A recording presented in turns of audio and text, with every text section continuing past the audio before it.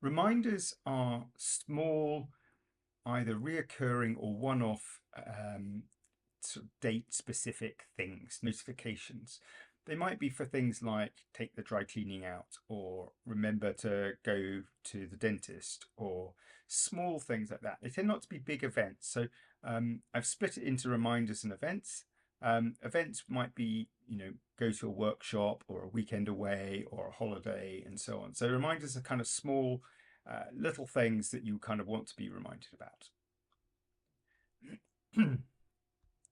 You can see all the reminders on this kind of reminders page, and they're all here. We can actually select some of those. So if I choose some of them, oopsie, I can then drag some of those over. I can just do a bulk drag, and you can move a whole bunch of them over, and that will kind of move them into more recent time, which should kind of give you an idea. Right, let's just drop a bunch in here, and you can see now reminders.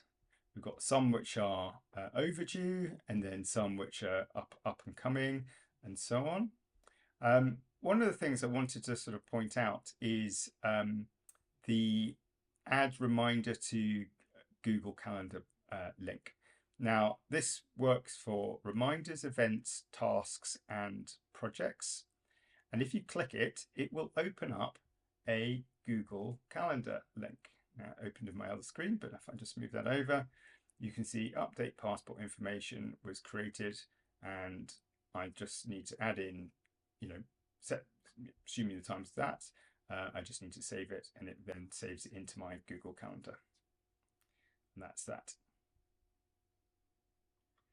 So that's reminders. Now you can create new reminders very easily. There's the quick add buttons, as we've talked about before, and you can just click the add reminder part, and then there is a specific button down here as well. So we might want to say add pick up friend from station, and you can say set it on a particular day. It's going to be let's say it's today, and we can give it a tag, so it might be personal. You can have a scheduled reminder or a like a dated one, and I'll explain that in a minute. When is it a morning, afternoon, or sometime? Now this links into the Google Calendar thing. So morning is like like 10 o'clock or something, and then afternoon and so on. So let's leave it in the morning, and then you might want to put information about go to the station, etc. And that's how you would create a new reminder, and that would have added it in to our list. Pick up friend from station here. So that's that. If you wanted to create a weekly reminder, like one of these ones, now these are on a schedule. So this is like on a sort of weekly time. All you do is you go to this new part here where there's a little downward chevron. If you click on that, you can see where there is a weekly review. Now this has this repeat weekly button. We can go into that, and we can then set the repeats to be every week, and you can so you can say it's weekly, monthly, yearly, and you can also set which day of the week and what time that it occurs. And again, if you wanted to sort of create a new one, you could just duplicate this like that, and let's say it's a monthly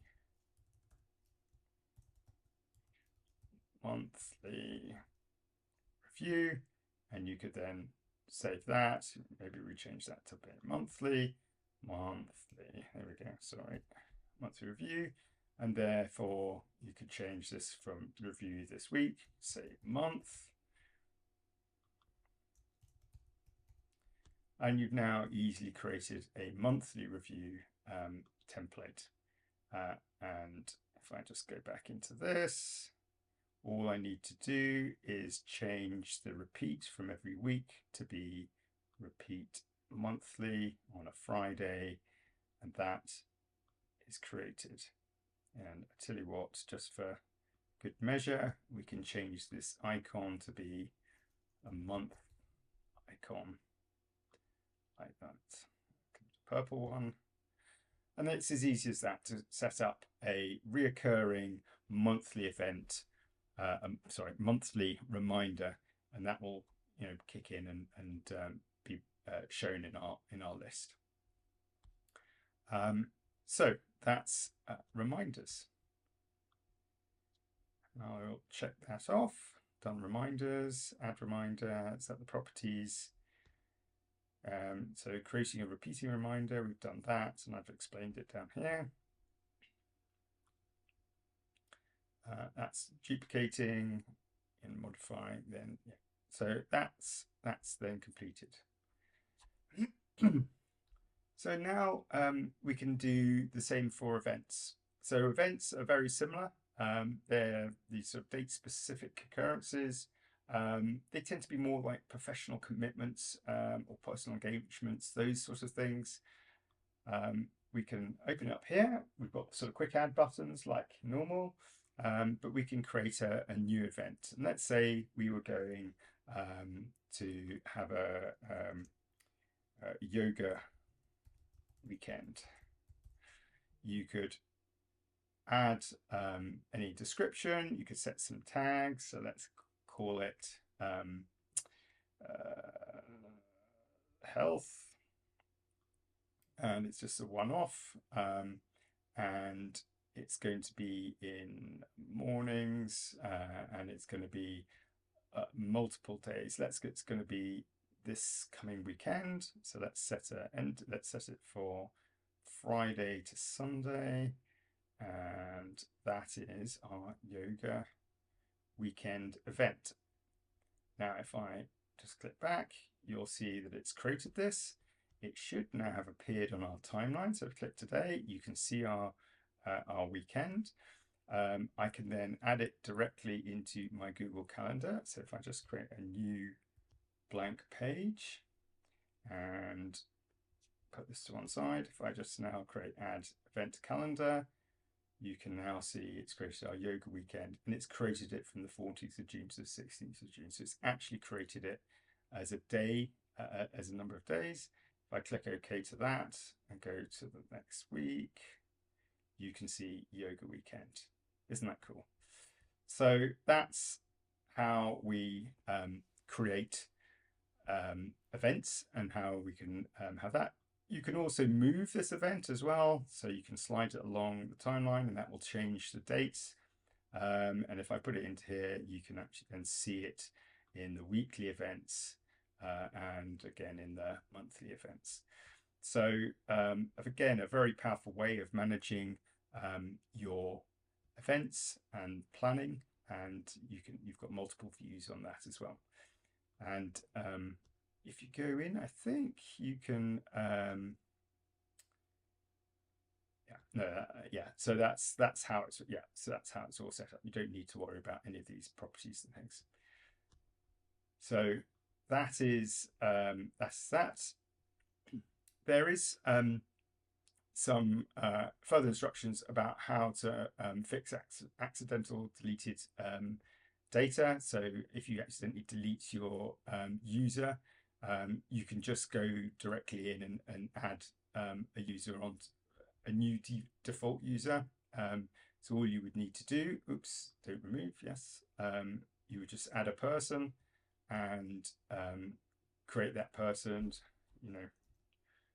new me, for example, enter in all of the details. There is a default button set as default user, so you can set that, and that makes sure it appears in that list of setup lists that we've had. And you will then need to just add that into the template. And so this is what you would do. You would need to just go into each of the templates, and I'll show you very quickly how you might do that. If I just go back to our page here, there's a special code again. Go in, get the task. Sorry, get the tasks, get the template, change it, remove, unlink it, then add a new user, an owner. Where's owner gone? Here we go. And that's where I would add new me. But I'll just leave it as Ben for now. So that's how you fix broken data. You need to add that new data, that new user, that new project to each of those templates. And you would do that. You can use this open template. It makes it a bit easier for you. Finally, we will go on to how it works.